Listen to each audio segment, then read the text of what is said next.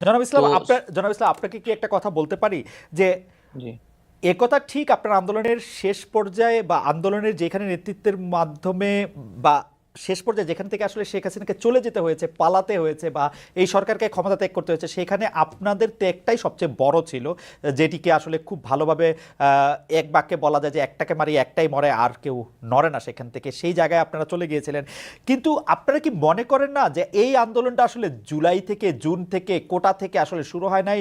বিএনপির নেতাকর্মীরা বা জামায়াতের নেতাকর্মী বা বিরোধী দলের নেতাকর্মীরা, এমনকি বাম দলের নেতাকর্মীরা এই 15 বছর ধরে লাগাতার সংগ্রামের মধ্যে, আমি জানি না ইনিবের বিরুদ্ধে কয়টি মামলা আছে, আমার কাছে মনে হয় সম্মিলিত না মামলা না এবং সম্মিলিত অবশ্যই ত্যাগ, অবশ্যই সেই ত্যাগটার কথা কি আপনারা আসলে স্বীকার করছেন? এখন তো মনে হচ্ছে যে মানে ব্যাপারটা হলো যে আমাদের এই পুরো আন্দোলন সংগ্রাম শুধু জুলাই মাস থেকেই শুরু হয়েছে এরকম মনে হচ্ছে।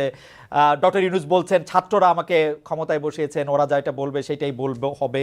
এটা কি আপনারা আসলে ব্যাপারটাকে কিভাবে দেখেন নাহিদ? না না অবশ্যই এটা তো বিগত 16 বছর বা আমরা আরো বলি 111 থেকে যেই আমাদের বিরাজনীতিকরণ শুরু হয়েছে সেই সেই সময় থেকে কিন্তু আমাদের এই রাজনৈতিক সংগ্রামটা এবং আমাদের বিরোধী দলীয় নেতাকর্মীরা যেই আত্মত্যাগ করেছে, নির্যাতিত হয়েছে এবং নির্যাতিত হওয়ার পরেও তারা বারবার মাঠে নেমেছে। তারা নামার কারণে কিন্তু একটা রাজনৈতিক পরিবেশ আমরা পেয়েছি, কথা বলার মিনিমাম পরিবেশ কিন্তু আমরা পেয়েছি, যেই রাইট। জায়গায় আমরা নেমে কথা বলতে পেরেছি। এবং এই অভ্যুত্থানেও আমরা সকল রাজনৈতিক দলের সেই ভূমিকাকে স্বীকার করি এবং তারা ভ্যানগার্ডের মতো ছিল, গুলির সামনে ছিল।